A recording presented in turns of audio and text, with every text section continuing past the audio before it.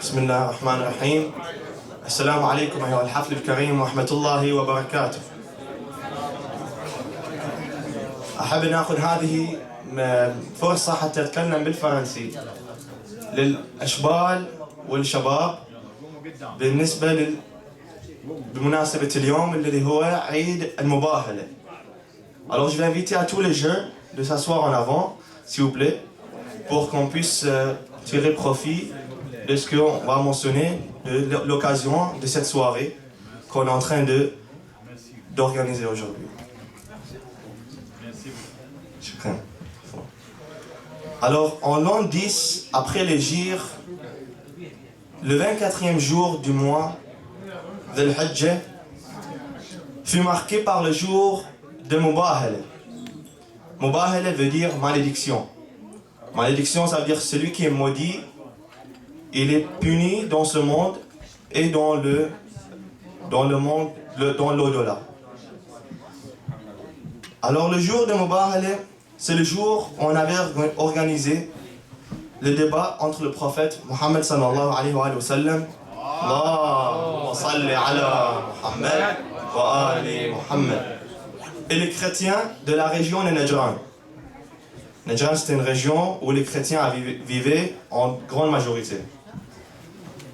Comme c'était un débat, on s'attendait à ce que chacun des deux bords, soit du côté du prophète sallallahu alayhi wa sallam et du côté des chrétiens, amène avec eux les personnes les plus instruites et aussi les plus pieuses.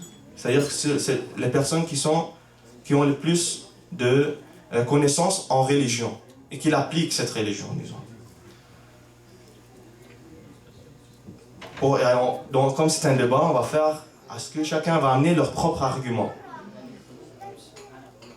Le prophète Mohammed sallallahu alayhi wa sallam est venu à ce temps avec l'imam al-Hassan ou al-Hussein alayhi salam, ou Sayyida Fatima Zahra alayhi salam, ou l'imam Ali alayhi salam.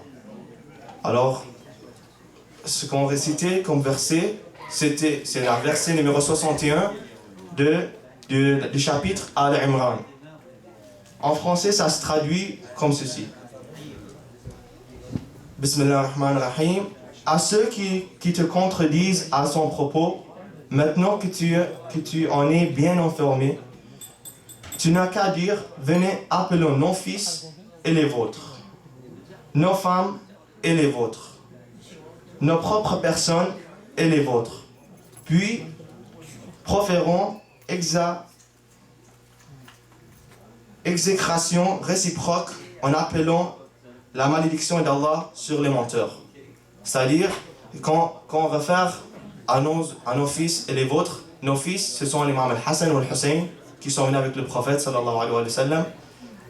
Et qu'on dit nos femmes, quand le prophète est venu avec Sayyida Fatima Zahra, c'est-à-dire c'est là où on réfère à Sayyida Fatima Zahra alayhi salam. Et quand on dit à nos propres personnes, on s'attend, on dit que c'est l'imam Ali alayhi salam. Du côté des chrétiens, ils étaient 14 prêtres de la région de Najran, où ils devaient supposer être le plus pieux de ces prêtres. Ça servait à quoi ce débat?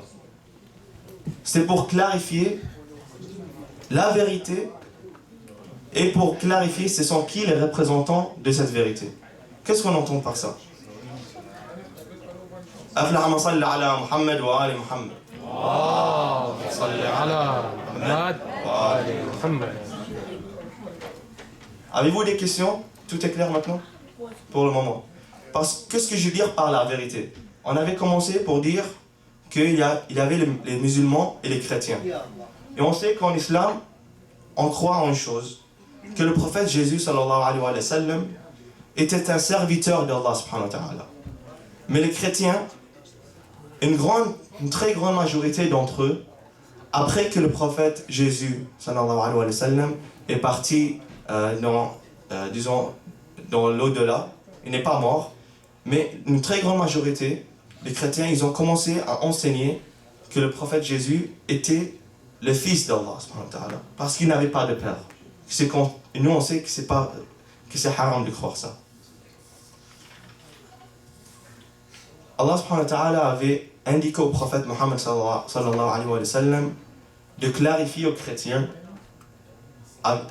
grâce au verset du Coran, que le prophète Jésus sallallahu alayhi wa sallam était comme le prophète Adam, comme étant une création d'Allah subhanahu wa ta'ala. Et que Allah subhanahu wa ta'ala l'a créé, et que Allah subhanahu wa ta'ala crée ce qu'il veut. Mais les chrétiens de Najran ne voulaient pas accepter cette vérité. Alors le prophète sallallahu alayhi wa sallam était instruit d'organiser un débat. Le débat de Mubahala. C'est la malédiction qui va tomber sur celui qui va mentir dans ce débat. En organisant ce débat, on va dénoncer les menteurs qui vont amener de faux arguments. Alors quand le prophète sallallahu alayhi wa sallam, il est venu avec l'imam Ali alayhi salam, ou Fatima Zahra, et l'imam Hassan al-Hussein, le commandant des chrétiens de Najran, il a remarqué le visage illuminé du prophète sallallahu alayhi wa sallam et de sa famille, Ahl al-Bayt alayhi salam. Il a compris que si ils allaient prier, ils allaient avoir la malédiction sur eux, ou qu'ils allaient être punis. Alors ce commandant, il a instruit à ses compagnons de ne plus faire le mubahala, de même pas commencer le débat, parce que sinon ils savaient qu'ils allaient être perdants. Alors ça, quand il n'y a pas eu vraiment le débat à ce temps-là. Mais ce qu'on apprend de cette occasion, c'est que l'imam Rasoul sallallahu alayhi wa sallam, le prophète, il est venu avec les plus pieuses de ces personnes, qui sont l'imam Ali alayhi salam, ou Fatima Zahra, ou l'imam Hassan ou Hussein. Alors, mais que les autres, ils savaient à leur position qu'ils étaient les menteurs. Et c'est ça pourquoi nous on célèbre cette occasion, parce qu'on sait qu'on est sur le bon chemin en suivant les prophètes sallallahu alayhi wa sallam et les personnes et sa famille. Non, oui. Mubahala, c'est pas une malédiction, mais c'est quand deux parties se maudissent l'un l'autre, qu'ils demandent à Dieu de maudire celui qui ment. C'est pas une malédiction. Il y a un mot spécial pour la Mubahala. Non. J'arrive plus à le. C'est ça commence avec un nom. C'est pas la malédiction. C'est quand c'est un processus par lequel on demande. When two parties curse each other. No. And they pray God to curse He who is lying. he who is lying. C'est vrai. Le mubahala, c'est des sets d'accords pour vraiment corriger le terme. Mubahala, mot pour mot, j'ai essayé de trouver la définition, mais ce qui est le plus proche, c'est d'instaurer la malédiction à celui qui est en train de mentir. C'est vraiment ça, d'avoir une malédiction réciproque. Alors c'est pour dire que moi, on organise une réunion pour dire si moi je suis d'accord, je ne suis pas maudit. Mais si la personne de l'autre bord, elle est en train de mentir, c'est elle qui va être punie et qui va être maudite. Avez-vous des questions? C'est clair. Alors nous on prie que, Inch'Allah, on reste sur le bon chemin et qu'Allah subhanahu wa ta'ala nous guide vers le bon chemin toujours et qu'on reconnaisse la vérité.